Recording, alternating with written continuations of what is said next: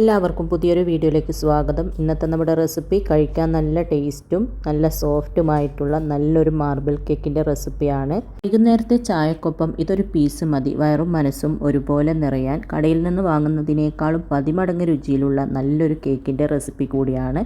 പിന്നെ നിങ്ങൾക്ക് ഉണ്ടാക്കി സെയിൽ ചെയ്യണമെന്ന് ആഗ്രഹമുള്ളവരാണെങ്കിൽ ഇതുപോലെ ഉണ്ടാക്കിയിട്ട് സെയിൽ ചെയ്യുകയും ചെയ്യാം. അത്രയും നല്ല സോഫ്റ്റും നല്ല ടേസ്റ്റും ഉള്ള നല്ലൊരു കേക്കാണ്. ഒരാഴ്ച വരെ കേടുകൂടാതെ നമുക്ക് ആവശ്യാനുസരണം എടുത്ത് കഴിക്കാൻ പറ്റും. അപ്പോൾ നമുക്ക് വേഗം തന്നെ നോക്കാം എങ്ങനെയാണ് ഇത് ഉണ്ടാക്കുന്നതെന്ന്.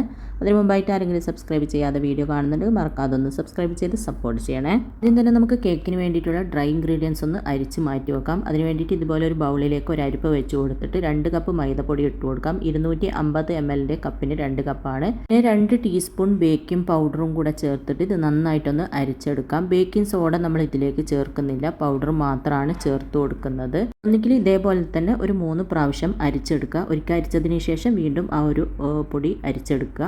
അങ്ങനെ 3 പ്രാവശ്യം അരിച്ചെടുക്കുക. അല്ലെങ്കിൽ ഒരു തവണ അരിച്ചതിന് ശേഷം ഇതുപോലൊരു വിസ്ക് വെച്ചിട്ട് നന്നായിട്ട് മിക്സാക്കി കൊടുക്കുക. ആ ഒരു ബേക്കിംഗ് പൗഡർ ഈ മൈദയിൽ എല്ലായിടത്തും എത്തുന്ന വിധത്തിൽ നന്നായിട്ടൊന്ന് മിക്സാക്കിയതിന് ശേഷം ഇതൊന്ന് മാറ്റി വെക്കാം. ഇനി ഞാനിതാ മറ്റൊരു ബൗൾ എടുത്തിട്ടുണ്ട്. അതിലേക്ക് വീണ്ടും അരിപ്പ് വെച്ച് കൊടുത്തിട്ടുണ്ട്.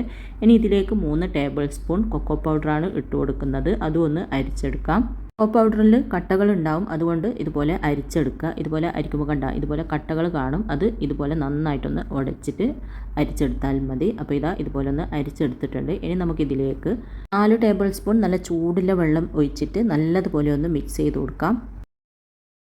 നല്ലതുപോലെ മിക്സ് ചെയ്ത് കൊടുത്തിട്ടുണ്ട്. ഇനി നമുക്കിതൊന്ന് മാറ്റി വെച്ചതിന് ശേഷം ഇതുപോലൊരു പാത്രം എടുത്തിട്ടുണ്ട്. അതിലേക്ക് 1 കപ്പ് ഫുൾ ഫാറ്റ് മിൽക്ക് ഒഴിച്ച് കൊടുക്കുന്നുണ്ട്. 250 ml കപ്പിന് 1 കപ്പ് തന്നെയാണ് എടുത്തിന്. അതിലേക്ക് 100 ഗ്രാമിൻ്റെ അൺസാൾട്ടഡ് ബട്ടറും കൂടെ ചേർത്ത് കൊടുക്കാം. ബട്ടർ ചേർത്തിട്ട് നമുക്കിത് അടുപ്പത്തേക്ക് മാറ്റാം. അടുപ്പത്ത് വെച്ചിട്ട് ഏറ്റവും കുറഞ്ഞ തീയിൽ ഇത് അവിടുന്ന് ചൂടാവട്ടെ. അപ്പോഴത്തേക്ക് ബട്ടറൊക്കെ ഒന്ന് മെൽറ്റായി പാല് നന്നായിട്ട് ചൂടായി വരും. നല്ല ചൂടിലാണ് നമുക്ക് ഈ ഒരു പാല് വേണ്ടത്.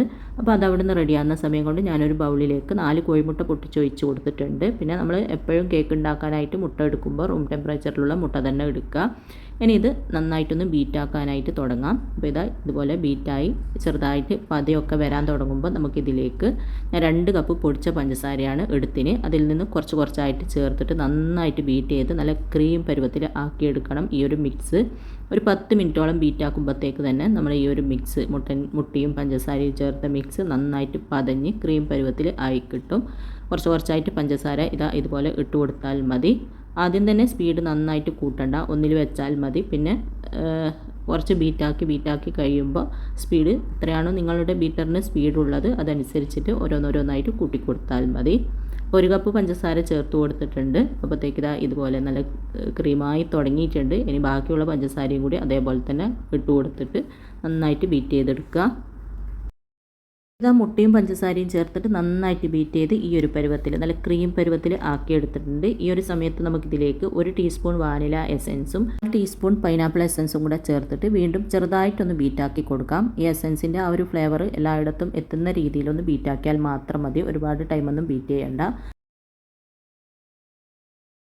പൈനാപ്പിൾ എസൻസ് ഉണ്ടെങ്കിൽ നിർബന്ധമായിട്ട് ചേർത്ത് കൊടുക്കുക, അല്ലെങ്കിൽ ഒഴിവാക്കാം. പൈനാപ്പിൾ എസൻസ് ചേർത്ത് കഴിഞ്ഞാൽ നല്ലൊരു നമ്മൾ ബേക്കറിയിൽ നിന്നെല്ലാം വാങ്ങുന്ന ആ ഒരു കേക്കിൻ്റെ അതേ ടേസ്റ്റ് തന്നെ നമുക്ക് കിട്ടും. എസൻസുകളെല്ലാം ചേർത്തിട്ട് നന്നായിട്ട് ബീറ്റ് ചെയ്തിട്ടുണ്ട്. ഇനി നമുക്കിതിലേക്ക് നമ്മൾ അരിച്ച് മാറ്റി വെച്ച ഡ്രൈ ഇൻഗ്രീഡിയൻസ് ഉണ്ടല്ലോ, അതിൽ നിന്ന് കുറച്ച് ഡ്രൈ ഇൻഗ്രീഡിയൻസ് ചേർത്തിട്ട് ഒരു വിസ്ക് വെച്ചിട്ട് ഒന്ന് ഇതുപോലെ മിക്സാക്കി കൊടുക്കാം. ഇനി നമുക്ക് ബീറ്ററിൻ്റെ ആവശ്യമില്ല കേട്ടോ. ബീറ്റർ മാറ്റി വെച്ചിട്ട് ഒന്നിക്കിൽ ഇതുപോലത്തെ വിസ്കോ അല്ലെങ്കിൽ സ്പാച്ചിലയോ അല്ലെങ്കിൽ സ്പൂണോ അങ്ങനെ എന്തെങ്കിലും വെച്ചിട്ട് ഇതുപോലെ ഒന്ന് മിക്സാക്കി കൊടുത്താൽ മതി. കുറച്ചായിട്ട് ഡ്രൈ ഇൻഗ്രീഡിയൻസ് ചേർത്ത് കൊടുക്കുക. പിന്നെ നമ്മൾ ചൂടാവാനായിട്ട് വെച്ച പാലുണ്ടല്ലോ, പാലും ബട്ടറും നന്നായിട്ട് ചൂടായി ബട്ടറൊക്കെ നന്നായിട്ട് മെൽറ്റായി വന്നിട്ടുണ്ട്. ആ ഒരു ചൂടോടുകൂടെ തന്നെ ആ പാലിൽ നിന്ന് കുറച്ചായിട്ട് പാൽ ഒഴിച്ച് കൊടുക്കുക. ഡ്രൈ ഇൻഗ്രീഡിയൻസ് ഇട്ട് കൊടുക്കുക, എന്നിട്ട് പാൽ ഒഴിച്ച് കൊടുക്കുക. ഇതിൽ കാണുന്നത് പോലെ ചെയ്താൽ മതി. പിന്നെ നന്നായിട്ട് സ്പീഡിൽ മിക്സ് ചെയ്യരുത്. ആ ഒരു പത താണു പോവാത്ത രീതിയിൽ ചെറുതായിട്ട് മിക്സ് ചെയ്ത് ഈ ഒരു ബാറ്റർ റെഡിയാക്കി എടുക്കുക. ഡ്രൈ ഇൻഗ്രീഡിയൻസ് ഇട്ട് കൊടുക്കുക, ആ ഒരു പാലിൻ്റെ മിക്സ് ഒഴിച്ച് കൊടുക്കുക. അങ്ങനെ മിക്സാക്കി എടുത്താൽ മതി. അപ്പോൾ മുഴുവനും പാലും പൊടിയും തീരുന്നത് വരെ ഈ ഒരു രീതിയിൽ ചെയ്തെടുക്കുക.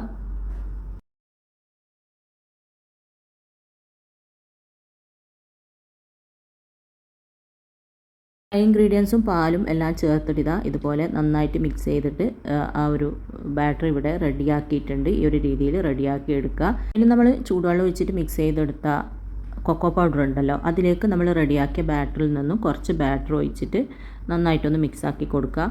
ഒന്നുകിൽ നിങ്ങൾക്ക് ഇതുപോലെ കുറച്ച് ബാറ്റർ ഒഴിച്ചിട്ട് മിക്സ് ചെയ്തെടുക്കാം, അല്ലെങ്കിൽ പകുതിയോളം ചോക്ലേറ്റ് ബാറ്ററും പകുതിയോളം വാനില ബാറ്ററും അങ്ങനെ വേണമെങ്കിൽ അങ്ങനെ കൊടുക്കാം. ഞാൻ പക്ഷേങ്കിൽ കുറച്ച് മാത്രമേ ചോക്ലേറ്റിൻ്റെ ബാറ്റർ റെഡിയാക്കുന്നുള്ളൂ. നിങ്ങൾക്ക് ഏതാണോ ഇഷ്ടം അതുപോലെ ചെയ്താൽ മതി. പകുതിയോളം ചോക്ലേറ്റ് ബാറ്ററാണ് വേണ്ടതെങ്കിൽ കുറച്ചും കൂടെ ആ ഒരു ബാറ്ററിൽ നിന്നും ഇതിലേക്ക് ഒഴിച്ചിട്ട് നന്നായിട്ട് മിക്സ് ചെയ്തെടുത്താൽ മതി. കുറച്ചും കൂടെ കാണാനെല്ലാം ഭംഗി ഇതുപോലെ ചെയ്യുമ്പോഴാണ്. വാനിലൻ്റെ ആ ഒരു ഇതിൽ കുറച്ച് ചോക്ലേറ്റിൻ്റെ ആ ഒരു കളറും കൂടെ കാണുമ്പോഴാണ് നല്ല ഭംഗി ഉണ്ടാവുക. അപ്പോൾ അത് നിങ്ങളുടെ ഇഷ്ടത്തിന് ചെയ്തെടുക്കുക. അപ്പോൾ നന്നായിട്ട് മിക്സ് ചെയ്തെടുത്തിട്ടുണ്ട്. ഇനി നമുക്ക് കേക്ക് സെറ്റ് ചെയ്തെടുക്കാം. അതിന് വേണ്ടിയിട്ട് 9 ഇഞ്ചിൻ്റെ സ്ക്വയർ ടൈപ്പിലുള്ള ഒരു കേക്ക് ടിന്നാണ് ഞാൻ എടുത്തത്. അടിയിലും സൈഡിലും ഒക്കെ ബട്ടർ സ്പ്രെഡ് ചെയ്തതിന് ശേഷം ബട്ടർ പേപ്പർ കട്ട് ചെയ്ത് വെച്ച് കൊടുത്തിട്ടുണ്ട്. ഇനി ഇതിലേക്ക് നമുക്ക് വാനിലേൻ്റെ ആ ഒരു ബാറ്റർ പകുതിയോളം അടിയിലായിട്ട് ഒഴിച്ചു കൊടുക്കുക. എന്നിട്ട് എല്ലാ ഭാഗത്തും എത്തുന്ന രീതിയിൽ ഇതുപോലെ ഒന്ന് ആക്കി കൊടുക്കുക. അതിനുശേഷം നമ്മൾ റെഡിയാക്കി വെച്ച ആ ഒരു ചോക്ലേറ്റിൻ്റെ ബാറ്റർ ഉണ്ടല്ലോ, അത് ഞാനിതാ ഇതുപോലെ പൈപ്പിംഗ് ബാഗിലേക്ക് ആക്കി കൊടുത്തിട്ടുണ്ട്. നിർബന്ധമൊന്നുമില്ല, ഇതാകുമ്പോൾ എളുപ്പത്തിൽ ഇങ്ങനെ ചെയ്യാമെന്ന് വിചാരിച്ചിട്ട് ആക്കിയതാണ്. അല്ലെങ്കിൽ സ്പൂൺ കൊണ്ട് കോരി ഒഴിച്ച് കൊടുത്താലും മതി. ഇനി അവിടെ ഇവിടെയൊക്കെ ആയിട്ട് നമുക്കിതാ ചോക്ലേറ്റിൻ്റെ ആ ഒരു ബാറ്റർ ഇതുപോലെ ഒന്ന് ആക്കി കൊടുക്കാം. നിങ്ങൾക്ക് ഇഷ്ടമുള്ളതുപോലെ അവിടെ ഇവിടെയൊക്കെ ആയിട്ട് ആക്കി കൊടുത്താൽ മതി. അപ്പോൾ ഇതാ ഇതുപോലെ ആക്കി കൊടുത്തിട്ടുണ്ട്. ഇനി ഇതിൻ്റെ മുകളിലായിട്ട് വാനില ബാറ്റർ ആക്കി കൊടുക്കുക, പിന്നെ ചോക്ലേറ്റ് ബാറ്റർ ആക്കി കൊടുക്കുക. അങ്ങനെ ബാറ്റർ തീരുന്നത് വരെ ചെയ്തെടുത്താൽ മതി. ഇനി ഇതാ വാനില ബാറ്റർ ഞാൻ സ്പൂൺ കൊണ്ട് കോരിയിട്ട് ആ ഒരു ചോക്ലേറ്റ് ബാറ്ററിൻ്റെ മുകളിലായിട്ട് ഇതുപോലെ ഒഴിച്ചു കൊടുക്കുന്നുണ്ട്. അങ്ങനെ 2 ബാറ്ററും തീരുന്നത് വരെ ഒഴിച്ചു കൊടുത്താൽ മതി.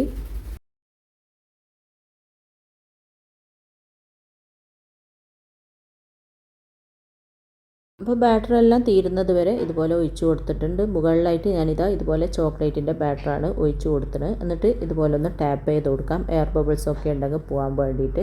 ഈ ഒരു ടൂത്ത് പിക്ക് വെച്ചിട്ട് ഞാനിതാ ഇതുപോലെ ഒന്ന് വരഞ്ഞു കൊടുക്കുന്നുണ്ട്. ഒരു ഡിസൈൻ ആക്കി കൊടുക്കുന്നതാണ് ഈ ഒരു രീതിയിൽ. നിങ്ങൾക്ക് ഇഷ്ടമുള്ള രീതിയിൽ ചെയ്തെടുത്താൽ മതി.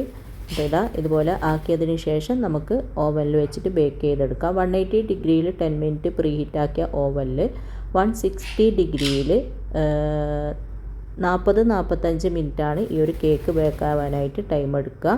അപ്പോൾ ഓരോ ഓവൻ അനുസരിച്ചിട്ട് ടൈമിങ്ങിലൊക്കെ വ്യത്യാസം ഉണ്ടാവും. അത് നിങ്ങൾ നോക്കിയിട്ട് ചെയ്താൽ മതി. ഓവൻ ഇല്ലാത്തവർക്ക് പാത്രത്തിലും ബേക്ക് ചെയ്തെടുക്കാം. അപ്പോൾ ഇതാ കേക്ക് ബേക്കായതിന് ശേഷം 45 മിനിറ്റാണ് ഈ ഒരു കേക്ക് ബേക്കാവാനായിട്ട് ടൈം എടുത്തിന്.